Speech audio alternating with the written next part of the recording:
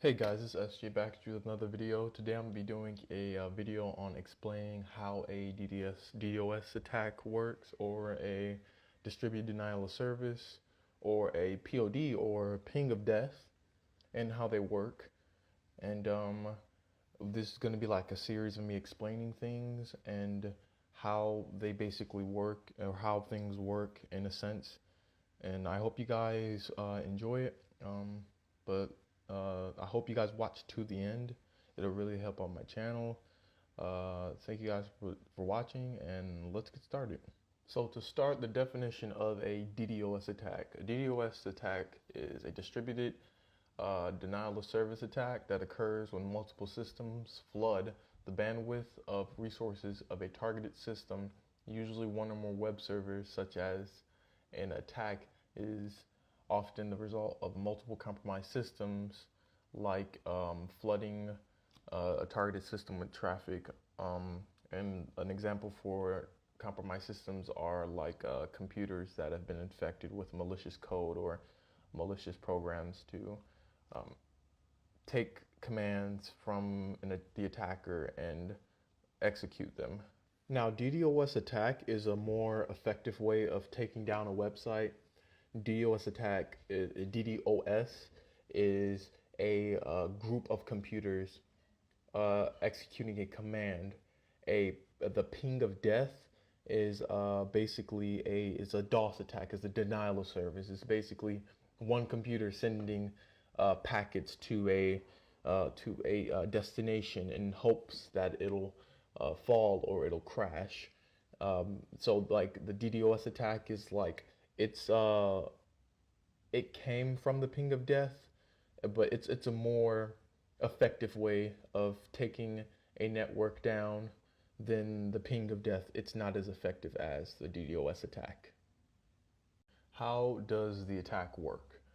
So basically, first the attacker spreads malicious programs through emails, websites, and social media, or through spear phishing attacks, or just phishing attacks. Basically, they kind of like tell people they're selling something, or they're selling a program, but they're really not, and they're actually putting a virus on your computer, and it's infecting your computer.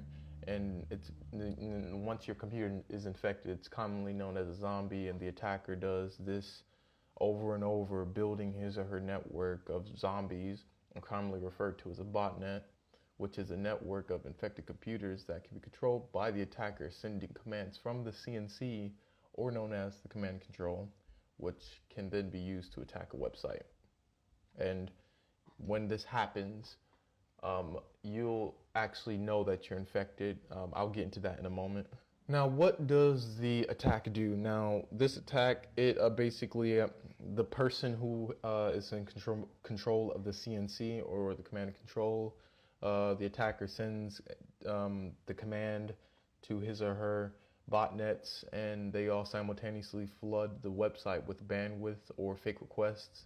And when this happens, the server or the web server can't take all these requests, and therefore it shuts down or crashes the server. It can't process all the requests at once, because they're coming in at a rate of they could come in at a rate of a millisecond, a request every millisecond. Or if in a DDoS fashion, it would be just gigabytes. You would just flood the website with just bandwidth and data. So think of a DDoS attack as if you were on one side of a door, and on one side of the door you were on it, and the other side were people, and in theory these people were traffic, basically traffic, and you along with your server was on the other side of the door. Now, basically what a DDoS attack does, it basically just floods the website with traffic. In other words, picture it as everyone trying to get into the door at once. Now, no traffic can get to your system, or well, not really. It can't get to your system. It is getting to your server, and all of this traffic is you're trying to process things one by one, but they're coming in at the thousands. and there's not really much you can do, and you can't process all these requests. So you just basically say, okay, well, I can't do all this, so I'm gonna quit. I mean, that's not what a human would do, but computers, they're built in a certain way, so they just can't handle most of the requests, so they just usually crash. And that's what's wrong. That's what happens to a computer or system when a DDoS attack happens. They cannot process all the requests at once, so the system crashes. Now, one of your questions is probably, what is the biggest attack or the biggest DDoS attack ever till this day? Um, well, one of the attacks on October 21st of 2016, the people responsible, there was no one has really been found responsible, but the botnet who was responsible for it is called the MIRAI botnet, and it basically, what it did, it downed the company DNS, and it controls most of the internet's domain name service or DNS infrastructure. And basically, the botnet basically just sent 665 gigabytes per second to this company's server and downed everyone that used that service. And basically, that was pretty much every major website or service on the internet. And if you're wondering how it did that, it used IoT devices or Internet of Things devices, and those are basically just like software or computers or any type of device that can connect to the internet. Basically, it used a backdoor in the IoT devices to gain access and write its own malicious code and turn it into a botnet. And the companies that were affected was Netflix, Twitter, The Guardian, Reddit, CNN, and many other companies that's in the U.S. and in Europe was affected. And you know, it's really crazy to see how these things, because like I read something on a article. It was an article on the one of the websites that I was reading about Krebs on security. Basically, he was talking about how most of the IoT devices, they have unsecure like motherboards and whatever, and they basically just give you access, because when you go into a shell on one of the IoT devices, it automatically gives you root access, and that was the problem inside of the whole MIRAI botnet situation, and that's why that was so bad. And up until this day, no, we haven't really seen or ever anyone on the internet, no one's ever seen an attack of this scale up until this day. Now you're probably asking the question, how would you know if you're part of a botnet or if your computer is a zombie? So how you would know is if your computer is ever running slow, or if the internet connection is extremely bad, even though your ISP have given you a certain amount of internet, and you know, or amount of bandwidth, and you know you should be running at a higher speed, but you're not. And if you're just, the overall health of your PC is just really bad, the best thing you could possibly do is to check to see if you're infected. And to do that is, well, you know, you would have to get an antivirus or have one installed. And that basically, the next question is how to remove a botnet virus. Many antivirus programs like Windows Defender, Norton, Kaspersky, McAfee can remove botnet viruses. They're with much ease, because they're not difficult to detect nowadays. They're not difficult to detect. That's why the MIRAI botnet was so successful, because it wasn't using computers, it was using IoT devices, and IoT devices don't have a firewall, and if it does, it's not capable of detecting a virus of that nature. And basically, what the virus, well, not the virus, but the antivirus just removes the file and whatever, any other files associated with it, and it cleans registry entries, because once that program is inside of your computer, it enters registry entries, and now once you remove that, or the antivirus removes the virus, it'll also remove the registry entry along with the program itself. How do I protect my network against a DDoS attack? One thing that really does help is having a signature-based firewall. That can help a lot. And what that does, signature-based firewalls, they're known for blocking things or helping with DDoS attacks.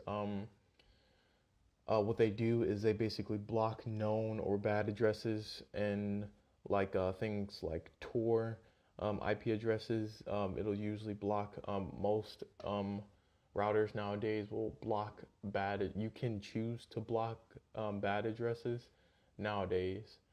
The next one, you could having a router that blocks fragmented packets, and nowadays most routers block that automatically. It's not even an option. It automatically does this, so your network won't be compromised or you won't be running slow.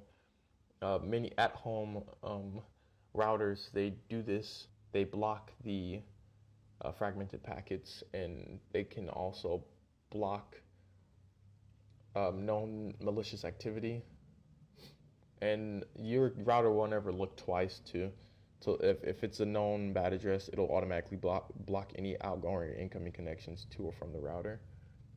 The next one, you could, by having a load balancer, which spreads all traffic over every and all servers, so one server isn't working harder than all the others. And basically, it's like everyone is taking a load from the traffic, and not just one server is taking everything, and it won't overload or work overboard, so the server goes down. And last but not least, which is most likely the most effective solution, is anti-DDoS or cloud-based protection. Now, this is most likely the most successful one of its time.